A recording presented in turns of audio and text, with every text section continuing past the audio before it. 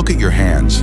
Really look at them. Now look at the room you're sitting in. If the version of you from 5 years ago walked through that door right now, not your imagination of him, the actual him, what would he see? Would he see the person he was building? Or would he see a stranger, wrapped in everything he swore he would never become? There was a version of you that had a line he wouldn't cross. Not a loud line, not a performance, a quiet one, an inner structure, a shape, and somewhere between then and now. That shape changed. Not broken, not ruined, just shifted, like furniture moved 2 inches in the dark. You can't name it, but you keep walking into it. What I'm about to say will make you uncomfortable. Good. You used to look at certain people with quiet contempt, not cruelty, just a knowing, I will never become that. Never that numb, never that fake, never that lazy, never that scared. You had a kind of disgust for the ordinary, and it kept you sharp. Now look closely. The transformation didn't happen with a massive explosion. It didn't happen because of some grand, tragic failure. It happened in the dark, millimeter by millimeter. While you were busy making excuses for why today didn't count, you didn't become this overnight. Nobody wakes up and decides to betray themselves. Nobody opens their eyes and says, "Today I become someone I would have despised." It happens smaller than that, slower, cleaner. The thing I'm about to name, you already know it. That's why it stings, part 1. The first compromise there was a day. You remember it, even if you've buried it. When you let something slide that you said you never would, it wasn't dramatic. Nobody was watching. You just let it go. Maybe it was how hard you worked. Maybe it was how you spoke to yourself inside your own head. Maybe it was the relationship you said you'd leave, the habit you said you'd quit, the standard you said was non-negotiable. You let it go, and then you told yourself it was one time. It wasn't one time, it was the first time, which is different.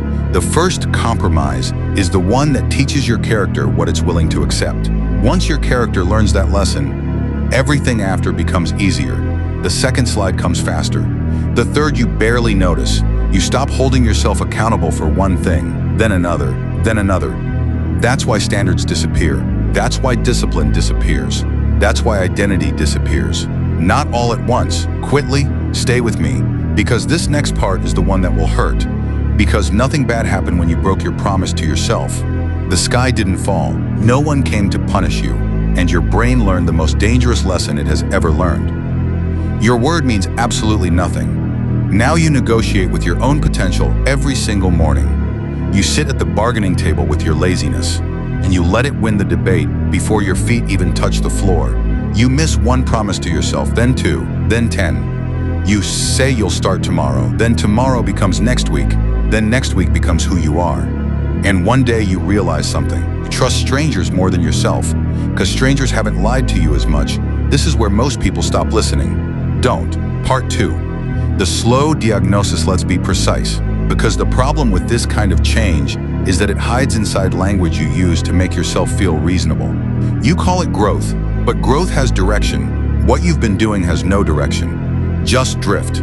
You call it maturity, but maturity is building capacity, not lowering the bar. You call it being realistic, and maybe it is.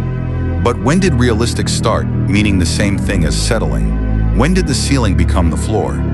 You used to wake up and attack the day. Now you wake up and negotiate with it.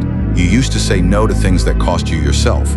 Now you say yes to things that cost you yourself, slowly. Because the price is never quoted up front. You used to have standards that weren't discussed. They just were. Now you explain them, contextualize them, find reasons why it's not that bad. And here's what nobody tells you about this process. It feels like wisdom while it's happening. Every compromise in the moment feels like nuance. Every drop standard feels like learning to be less rigid.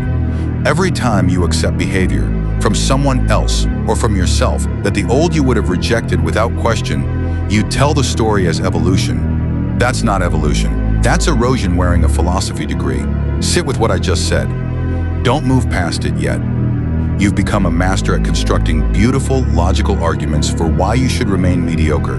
That's why you sleep in. That's why you scroll for hours, watching other people live out the life you were supposed to earn. That's why you consume motivation, but never move. You watch the anime characters push through hell.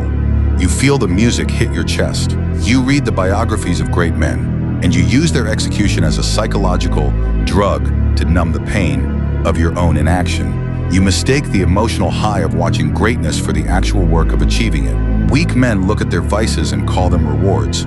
Strong men look at their vices and call them what they are, chains. You are currently forging your own chains, link by link, and you are smiling while you do it. And here's the part nobody talks about. You can feel yourself changing and still do nothing. You can watch it happen. You can notice the habits, notice the excuses, notice the decline, and still continue, because awareness isn't action. Awareness just means you watched yourself sink with your eyes open, and that's a different kind of pain, because now you don't even have ignorance as an excuse. You know exactly what's happening. You know you're wasting time. You know you're scrolling to avoid thinking. You know silence started becoming dangerous because silence started asking questions you don't want to answer. You've heard everything I've said before. You haven't heard this, part 3. The origin point. Go back, not to a trauma, not to some dramatic turning point. Go back to something quieter. Go back to the moment you got tired, because that's usually where it starts. Not weakness, not cowardice, exhaustion. You held yourself to a standard for a long time, in a world that didn't reward it, around people who didn't recognize it, inside a life that kept making the cost higher, and one day you were just tired. That's human, that's real. But here's where it went sideways. You were supposed to rest. Instead, you revised. There's a difference between resting from your standard and revising your standard downward. One is recovery, the other is retreat. And in that moment of exhaustion, sitting somewhere alone or half present in a conversation or staring at the ceiling at 2 a.m., you made a revision. You told yourself it was temporary. You told yourself it was a season. You don't remember when the season ended. I need you to be honest with yourself for the next 30 seconds. You allowed the world to convince you that being obsessed was unhealthy. You let average people give you advice on how to live an extraordinary life. They told you to slow down. They told you not to take things so seriously. They told you life is meant to be enjoyed. And because your flesh was weak, you listened. You chose their applause over your own respect. You traded your edge for their acceptance. That's why you feel that low-level anxiety humming in the back of your skull constantly. That's why you feel lonely even when people are around. It is the voice of your dormant potential, screaming at you from the basement of your soul, watching you waste the gifts you were given. What I'm about to say will make you stop breathing for a second. You used to despise people who talked a big game and never showed up when it mattered. You used to laugh at the characters who sat in the tavern boasting about past victories while the world burned outside. Now look at your life. Look at the way you present yourself to the world versus who you actually are when the door is closed and the lights are out. You are playing the character of a winner while living the life of a coward. You built a digital monument to a person who doesn't actually exist, and the actual human being sitting in your chair is deteriorating from disuse. You became what you tolerated. You tolerated a little laziness, then a little dishonesty, then a little distraction. Now those things aren't guests in your house anymore. They own the deed, they run the place, and you are the quiet resident who obeys their commands. Most men skip past this part. That's exactly why nothing changes. Part 4. The cost. Do you know what this version of you has actually cost you? Not money, not physical shape, not productivity metrics, your psychological authority. When you lose the ability to command yourself, you lose the right to respect yourself.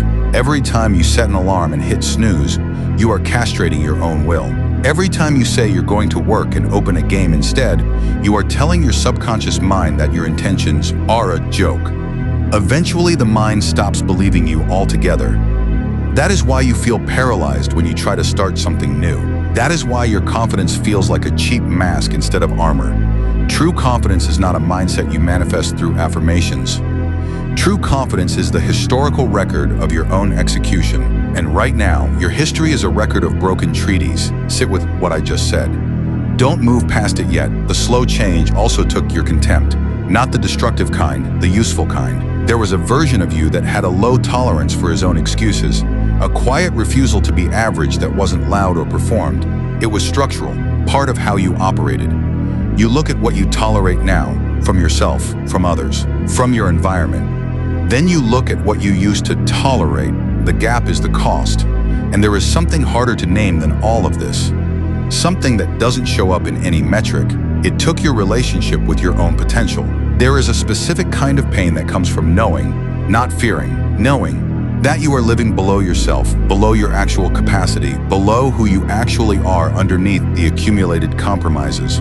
Most people call this restlessness, that vague, ambient feeling that something is wrong, and you can't locate it. It's not restlessness, it's conscience. Your deeper self has not revised its standard.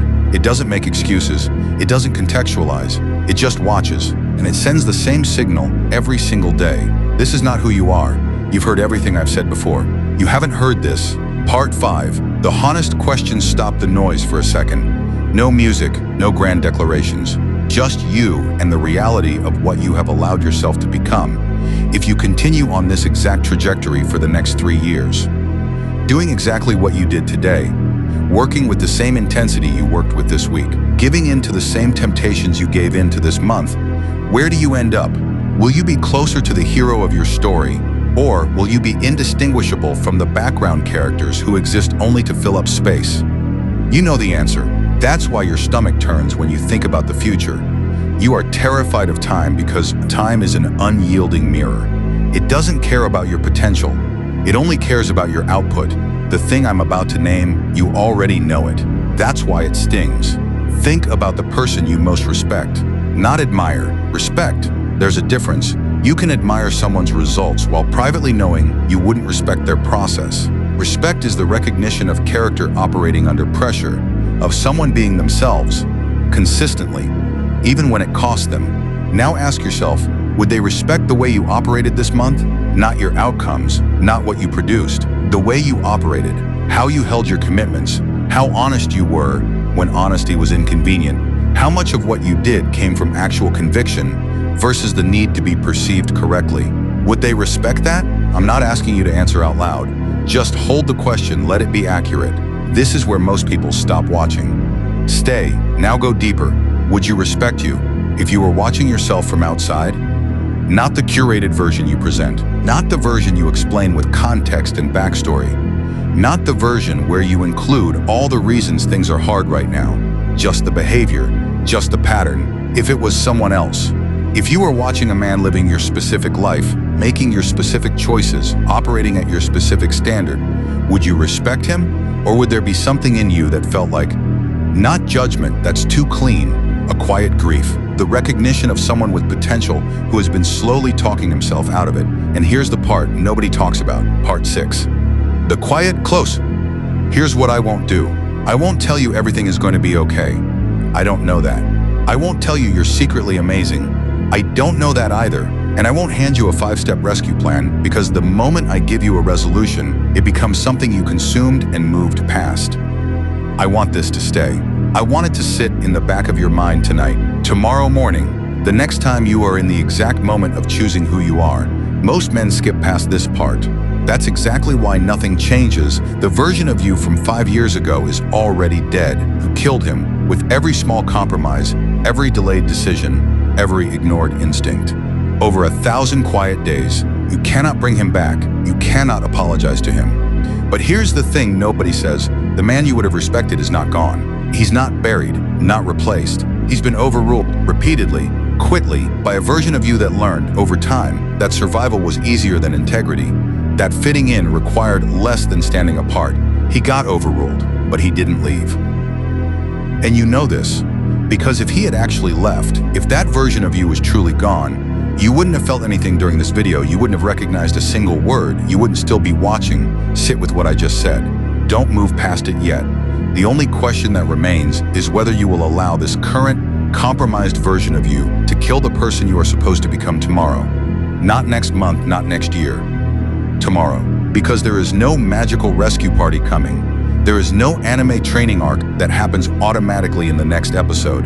There is no plot armor protecting your life from ending in complete and total obscurity. The world loves average people. It rewards them with cheap entertainment, comfortable chairs, and just enough money to stay compliant. The world wants you to stay exactly where you are because an undisciplined mind is a profitable customer. The choice to remain the person you would hate is entirely yours. And here's the part nobody talks about. You started this video knowing something was off. The shape of you had changed, something had shifted, and you couldn't name it, but you kept walking into it in the dark. Now you've named it. What you do with the name, That's not in this video. That's yours. The question isn't who you've become. You already know the answer to that. The question is, who's still inside the person you've become? Not waiting for a perfect moment, not waiting for circumstances to align, not waiting for a clean slate Monday morning, just waiting for you to stop overruling him. There was a version of you that would hate who you've become, not because you failed, not because you struggled, not because you suffered. That version would hate this because you stopped fighting. And people survive failure. People survive pain. People survive loss. But surrender changes identity. And identity is difficult to recover, not impossible. Difficult. Look at your hands. Look at the room you're sitting in. The clock is ticking. The room is quiet. The mirror is waiting. Who are you going to be when you wake up tomorrow? Or, more accurately, who have you already agreed to destroy?